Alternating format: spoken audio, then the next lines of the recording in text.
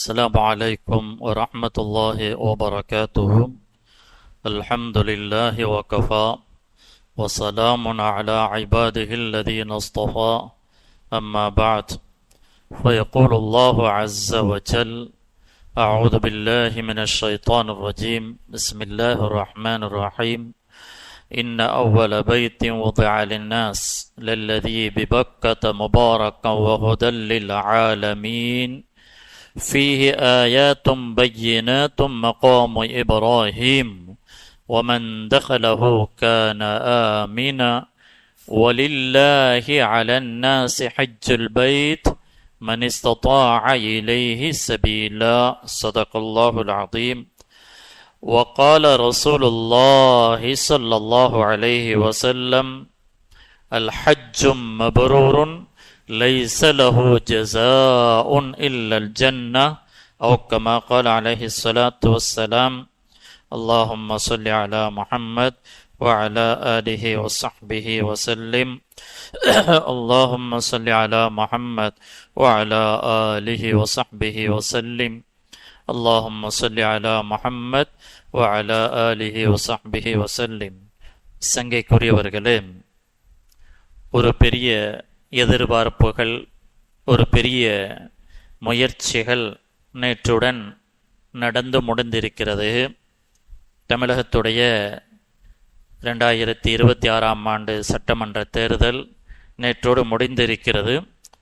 ஒரு பெரிய பரபரப்புகள், ஒரு பெரிய எதிர்பார்ப்புகள், இவைகளுக்கு மத்தியில் இந்த தேர்தல் முடிந்திருக்கிறது.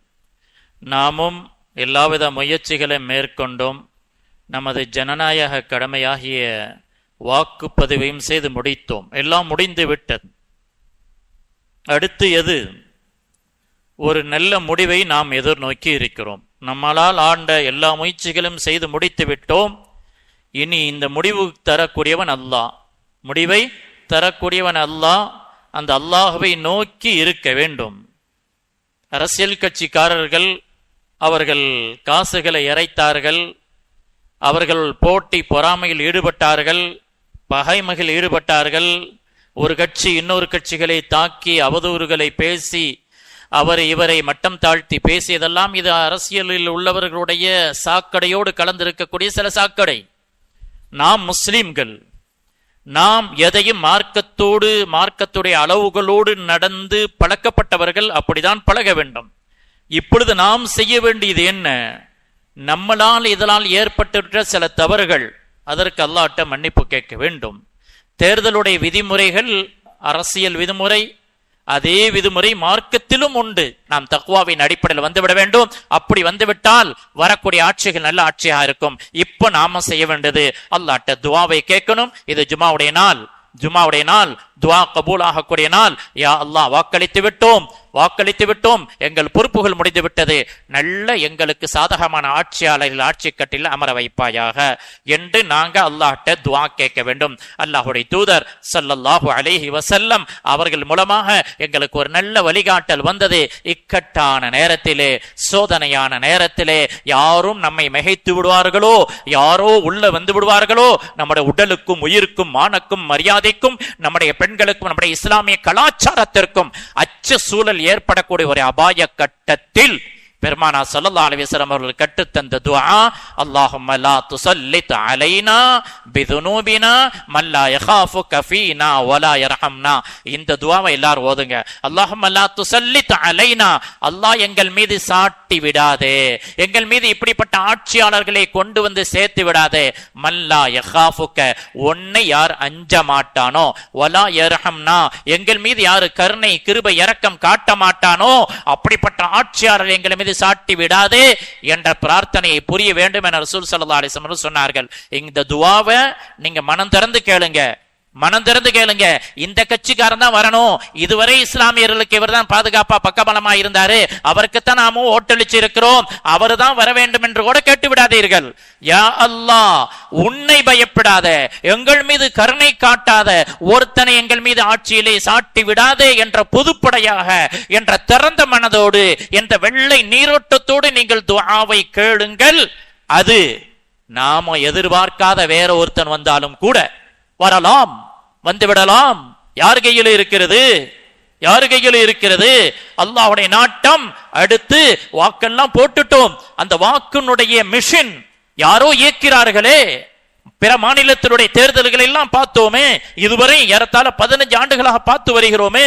வாக்கு சீட்டில் நடக்கக்கூடிய குளறுபாடுகள், அந்த வாக்கு மிஷினை அவர்கள் கையாளக்கூடிய முறைகள், அங்கு போடப்பட்ட ஓட்டுகளை மாற்றக்கூடிய தில்லுமுள்ளுகளை எல்லாம் எல்லா மாநிலத்திலும் பார்த்திருக்கிறோம். அது போன்று கூட இங்கு நடக்கலாம். திராவிட மண்ணு, இங்கு வாய்ப்பில்லை என்று யாரும் இருந்துவிட வேண்டாம், நடக்க வாய்ப்பு இருக்கிறது. அப்படி தமிழகம் சிதைக்கப்பட வேண்டும் என்பதற்காக நீண்ட நெடுநாள் திட்டம் மட்டுமல்ல, இதனுடைய பின்னணியில் ரிசல்ட் எப்படியும் வரலாம். அதை முன்வைத்து நாம கேட்கக்கூடிய கேள்வியா, அல்லாஹ் உன்னை பயப்படாத, எங்கள் மீது இரக்கம் காட்டாத, எங்களை அரவணைக்காத ஒருத்தனை சாட்டி விடாதே என்ற துவாவை கேட்டுக்கொண்டே இருங்கள். இன்ஷா அல்லாஹ் முடிவு என்னவாகுமோ அது அல்லாஹ்வுடைய முடிவு ஏற்றுக்கொள்ள வேண்டும். அல்லாஹ்வுடைய முடிவு ஏற்றுக்கொள்வோம். இந்த மனநிலையோடு நாம் நம்முடைய வாழ்க்கைகளை அமைத்துக் கொள்ள வேண்டும். வல்ல அல்லாஹ் அவனுடைய கருணையை கொண்டு ஒரு நல்ல ஆட்சியாளர்களை நமக்கு சாட்டட்டுமாக என்று நாம் துவாவை கேட்டுக்கொள்கிறேன். அல்ஹம்துலில்லாஹ். இது துல்கஅதாவுடைய மாதம். இந்த மாதம், இந்த வாரத்திலிருந்து புனிதமிகு ஹஜ்ஜை நோக்கி ஹாஜிகள் புறப்பட ஆரம்பித்து விட்ட ஒரு தருணம். நேற்று இரவு, இன்றைக்கு அதிகாலை முதல் விமானம் சென்னையிலிருந்து புறப்பட்டு விட்டது, தனியாருடைய டிராவல்ஸ். இனி நாளை மறுநாள் அடுத்த விமானங்கள் புறப்பட இருக்கிறது. ஹஜ் அல்லாஹ் வழங்கிய மாபெரும் ஒரு அருள் பாக்கியம். அல்லாஹுடைய கிருபையால் நமது ஊரிலிருந்து பல மக்கள் ஹஜ்ஜிக்காண்டி போய்கொண்டே இருக்கிறார்கள். பலருக்கு ஹஜ்ஜி செய்து முடித்து விட்டார்கள். யாரெல்லாம் இதுவரை ஹஜ்ஜி செய்யாமல் இருக்கிறோமோ, அந்த நாட்டங்களும் அந்த எழுச்சிகளும் அந்த துடிப்புகளும் உள்ளத்தில் வேறுண்டாமல் இருக்கிறதோ, உள்ளத்தை சற்று மாற்றுங்கள். அல்லாஹ்விடத்தில் துஆவை கேளுங்கள். யா அல்லாஹ், உன் ஆலயத்தை மிக விரைவில் நான் ஹஜ்ஜி என்ற அடிப்படையில் தரிசிக்க வேண்டும். இன்றைக்கு மக்களிடத்தில் உம்ரா உம்ரா உம்ரா என்று உம்ரா பயன்கள் லேசாயிருச்சு. இதை தடுக்க வேண்டும். இந்த நிலை மாறணும். ஹஜ்ஜி கடமை, உம்ராவை அல்லாஹ் நமக்கு கடமையாக்கவில்லை. சிலர்கள் குறைச்ச பணத்திலே வருடம் உம்ரா போய்விட்டு வந்து விடுகிறார்கள். ஆனால் ஹஜ்ஜை தள்ளி போடுகிறார்கள். ஆண்களிடத்திலும் இந்த நிலை, பெண்களிடத்தும் நிலை. இது மாறி அல்லாஹ் தந்த காசு, அல்லாஹ் தந்த செல்வம், அல்லாஹ் தந்த அதிகாரம், அல்லாஹ் தந்த நிஅமத்துகளை சேர்த்து மிக சீக்கிரமாக ஹஜ் என்ற உன்னதமான கடமை, இஸ்லாத்துடைய கடைசி கடமையை நிறைவேற்றுவதற்கு நாம் எத்தனிக்க வேண்டும். அல்லாஹ் திருமறையிலே சொல்லுகிறான். ஒரு அற்புதமான வாசம். இன்ன அவ்வல பைத்தின் உதிஅ லின்னாஸ் லல்லதி பிபக்கத முபாரக்கம் வஹுதல் லில் ஆலமீன். நிச்சயமாக உலகத்திலேயே இறைவனுடைய வணக்க வழிபாட்டிற்காக அமைக்கப்பட்ட முதல் ஆலயம் கஅபா. முதல் ஆலயம் கஅபா ஹுதல் லில் ஆலமீன். அது அகில மக்களுக்கு நேர்வழி காட்டக்கூடியதாக, அகில மக்களுக்கு சாந்தியும் சமாதானத்தையும் பவர் ஸ்டேஷனாக இருக்கக்கூடிய ஒரு ஆலயமாக அல்லாஹ் கஅபத்துல்லாவை வைத்திருக்கிறான். அந்த கஅபாவுக்கு வாருங்கள், அங்கு வந்து ஹஜ்ஜை செய்யுங்கள். அல்லாஹ் சொல்லுகிறான், வலின்னாஸி அலன்னாஸி ஹஜ்ஜுல் பைத் மன் இஸ்ததாஅ இலைஹி சபீலா. அந்த புனித ஆலயத்தின் பக்கம் செல்வதற்கு யாருக்கு உடலாலும் பொருளாலும் பாதையாலும் சக்தி கிடைத்து விடுமோ, உடல் பொருள் பாதை இந்த மூன்றும் அவர்களுக்கு வசப்பட்டு விடுமோ, அவர்கள் ஹஜ் செய்யட்டும். ஹஜ்ஜை பிற்படுத்தாதீர்கள். அல்லாஹ்வுடைய தூதர் ஸல்லல்லாஹு அலைஹி வஸல்லம் அவர்கள் இப்படி ஒரு ஹதீஸை சொன்னார்கள். அஜ்ஜிலுல் ஹஜ், அஜ்ஜிலுல் ஹஜ்ஜ. நீங்கள் ஹஜ்ஜை தீவிரமாக செய்யுங்கள். ஹஜ் செய்வதற்கு அவசரப்படுங்கள். ஹஜ் செய்வதை முற்படுத்துங்கள் என்று ரசூல் ஸல்லல்லாஹு அலைஹி வஸல்லம் சொன்னார்கள். எனவே ரசூல் ஸல்லல்லாஹு அலைஹி வஸல்லம் அவர்கள் இப்படியும் சொன்னார்கள், யாருக்கு வசதி கிடைத்து, யாருக்கு வாய்ப்புகள் வந்து ஹஜ் செய்யாமல் மௌத்தாகி விடுவாரோ, யாருக்கு வாய்ப்புகள் கிடைத்து செல்வ சக்திகள் வந்து ஹஜ் செய்யாமல் பிற்படுத்தி மௌத்தாகி விடுவாரோ, அவர் ஒரு யூதனாக ஒரு கிறிஸ்துவனாக மரணித்து கொள்ளட்டும் என்பதாக அல்லாஹ்வுடைய தூதர் ஸல்லல்லாஹு அலைஹி வஸல்லம் அவர்கள் கோபம் மிகுந்த சாபம் மிகுந்த வாசகத்தை சில இடங்களில் மட்டும் பயன்படுத்திக்கிறார்கள். அதில் ஒன்று இது. எந்த சமுதாயத்தை பற்றி நாளை முறையிடுவார்கள், கியாமத்திலே பெருமானாருடைய நிலைப்பாட்டை பற்றி சொல்லப்படுகிறது. அல்லாஹ்வுடைய சஜதாவுக்கு முன்னாடி பெருமானார் சஜதாவில் விழுந்துருவாங்க. சஜதாவில் விழுந்து அல்லாஹ்விடத்தில் உண்ணாவிரத போராட்டம் பெருமானார் செய்வார்கள். அல்லாஹ் கேட்பான், யா முஹம்மத் இர்ஃபா ரஅஸக், முஹம்மதே உங்க தலையை தூக்குங்க. என்ன கோரிக்கை? கோரிக்கை வையுங்கள், நான் ஏற்றுக்கொள்கிறேன். அல்லாஹ் சொல்வான், முஹம்மது ஸல்லல்லாஹு அலைஹி வஸல்லம் சொல்வார்கள், என்னை ஏற்றுக்கொண்ட ஒரு முஸ்லிம், என்னை அங்கீகரித்துக் கொண்ட ஒரு முஸ்லிம் நரகத்தை விட்டு வெளியாக்கிட்டு சொர்க்கத்துக்கு நுழைக்கப்படாத வரை யா அல்லாஹ் நான் தலையை தூக்க மாட்டேன். இந்த நேரத்தில் அல்லாஹ் வாக்களிப்பான். முஹம்மது ஸல்லல்லாஹு அலைஹி வஸல்லம் அவருடைய மன ஏக்கம் முஹம்மது ரசூலுல்லாஹ் மீது, இந்த சமுதாயத்தின் மீது இருந்த அளவில்லா அக்கறையின் காரணமாக நான் இறக்கப்பட்டு அவருடைய சமுதாயத்தின் அனைவரையும் நரகத்திலிருந்து விடுதலை செய்து சொர்க்கத்துக்கு நான் உத்தரவாதம் தருகிறேன் என அல்லாஹ் அறிவிப்பு செய்த பிறகுதான் பெருமானார் ஸல்லல்லாஹு அலைஹி வஸல்லம் அவர்கள் தலையை தூக்குவார்கள் என்ற வரலாற்று நிகழ்வை பெருமானார் சொன்னதை ஹதீஸ் கிதாபிலே பார்க்கிறோம். அப்படி இந்த சமுதாயத்தின் மீது அளவில்லா இரக்கம் கொண்ட முஹம்மது ரசூலுல்லாஹ் ஸல்லல்லாஹு அலைஹி வஸல்லம் இந்த சமுதாயத்துக்கு எந்த பாதிப்பும் வந்துவிடக்கூடாது, இந்த சமுதாயம் சோதனையில் சிக்கிவிடக்கூடாது, இந்த சமுதாயம் அல்லாஹ்வுடைய பிடியில் மாட்டிவிடக்கூடாது என்று சதா அக்கறைப்பட்ட முஹம்மது ரசூலுல்லாஹ் அவர்கள் ஒரு சந்தர்ப்பத்தில் கோபமான வாசகத்தை பயன்படுத்துகிறார்கள். ஹஜ்ஜி கடமையாகி யார் ஹஜ்ஜை செய்யாமல் மௌத்தாகுவாரோ அவர் யூதராக கிறிஸ்துவராக மௌத்தாக வேண்டும் என்று பெருமானார் ஸல்லல்லாஹு அலைஹி வஸல்லம் அவர்கள் தனது கோபத்தை பதிவு செய்திருக்கிறார்கள் என்று சொன்னால் நாம் எவ்வளவு கவலைப்பட வேண்டும். அல்லாஹ் இன்றைக்கு நமக்கு செல்வத்தை தந்திருக்கிறான். என் அருமையானவர்களே, கோடிக்கணக்கில் செலவழித்து வீடுகள் கட்டப்படுகிறது. மனிதருடைய நம்ம சமுதாயத்திலே இனி அடுத்த மாதத்திலே பார்க்கலாம், ஒவ்வொரு வீட்டுடைய நிக்காகில் பல லட்ச காசுகள் தாரை வார்க்கப்படும். மனிதர்களுடைய சுய தேவைகளுக்காக எவ்வளவோ செலவழிக்கப்படுகிறது. ஆனால் அல்லாஹ் விதியாக்கிய ஹஜ்ஜை சமுதாயம் ஆண்கள் பெண்கள் பிற்படுத்தி விடுகிறார்கள். இந்த நிலை மாறி சிறு வயதிலேயே வாலிப வயதிலேயே துடிப்புள்ள நிலையிலேயே ஒரு வாய்ப்புகள் உள்ள நேரத்திலேயே ஹஜ்ஜை சீக்கிரம் செய்துவிட்டால் மகத்தான கடமைகளை நாம் செய்தவர்களாக ஆகிவிடுவோம். எனவே அன்பார்ந்த பெரியோர்களே சகோதரர்களே, ஒரு காலம் இருந்தது, ஒரு 50,000 ரூபாய் ஹஜ் கமிட்டில கட்டினா ஹஜ்ஜை முடிச்சிட்டு வந்தோம். இதே ஹஜ் கமிட்டில இன்னைக்கு 4 லட்சம் ஆகிவிட்டது, தனியாரிலே 8 லட்சம் ஆகிவிட்டது.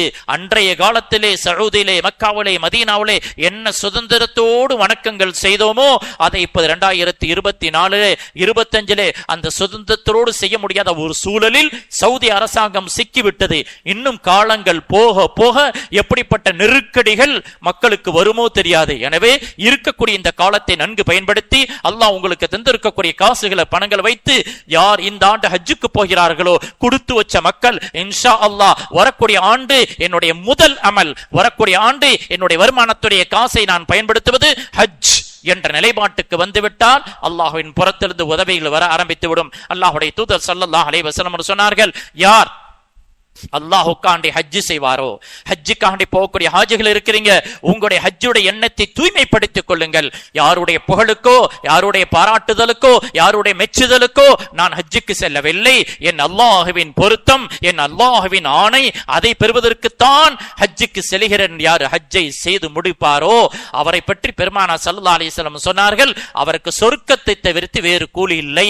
உலகத்தில் சொர்க்கவாதியை நீங்கள் பார்க்க வேண்டுமா, உலகத்தில் சொர்க்கவாதி நடமாடுவதை நீங்கள் பார்க்க வேண்டுமா, யார் அல்லாஹ்வுக்காண்டி ஹஜ் செய்கிறாரோ அவர்களை பார்த்துக் கொள்ளுங்கள். எனவே ஹஜ்ஜுக்கு போகக்கூடிய ஹாஜிமார்கள் இஹ்லாஸ் என்னும் மன தூய்மையோட ஹஜ்ஜுக்கு செல்லுங்கள். அல்ஹம்துலில்லாஹ், இந்த வருடம் வாய்ப்பு பெற்றவர்கள் ஹஜ்ஜுக்கு போறாங்க. நம்முடைய கடமை என்ன? அந்த ஹாஜிமார்களை வழி அனுப்பி வையுங்கள், அவர்களிடத்திலே முசாஃபஹா செய்யுங்கள், அவரிடத்திலே துஆவை கேளுங்கள். நீங்கள் எங்களுக்காண்டி புனித தலத்தில் போய் மக்காவிலே மதீனாவிலும் எங்களுக்காண்டி துஆ செய்யுங்கள், இந்த நாட்டுக்காண்டி துஆ செய்யுங்கள், நமது ஊர் மக்களுடைய சுபிட்சமான வாழ்க்கைக்காண்டி துஆ செய்யுங்கள் என்று ஹாஜிமாரிடத்திலே கோரிக்கை வைத்து அவர்களை மாஷா அல்லாஹ் உற்சாகப்படுத்தி ஹஜ்ஜுக்கு அனுப்பி வையுங்கள். ஹாஜிமார்களும் போகக்கூடியவர்கள் மக்காவிலே மதீனாவிலே மினா அரஃபா முஸ்தலிஃபா போன்ற எல்லா புனித தலங்களையும் மறக்காமல் எல்லா மக்களுக்கும் துஆ செய்யுங்கள். குறிப்பாக இந்தியாவினுடைய அரசியல் சாசனத்துக்காக வேண்டி இந்தியாவை எந்த பாசிச சக்திகள் கவ்விக்கொண்டிருக்கிறதோ அதிலிருந்து இஸ்லாமிய சமுதாயத்திற்கும் இந்த இந்திய திருநாட்டுக்கும் மிக விரைவில் விடுதலை கிடைக்க வேண்டும். நமது நாட்டிலே ஒரு நல்ல ஆட்சி மலர வேண்டும் என்றும் ஹாஜிமார்கள் துஆ செய்யுங்கள். வல்லோன் அல்லாஹ் நம்முடைய எண்ணங்களை ஏற்றுக்கொள்ளட்டுமாக. நடந்து முடிந்துவிட்ட இந்த தேர்தலோட ரிசல்ட்டை அல்லாஹ் நமக்கு சாதகமாக ஆக்கி அருளட்டுமாக. வ ஆகிரு தஅவானா அனில் ஹம்துலில்லாஹி ரப்பில் ஆலமீன். அஸ்ஸலாமு அலைக்கும் வரஹ்மத்துல்லாஹி வபரகாத்துஹு.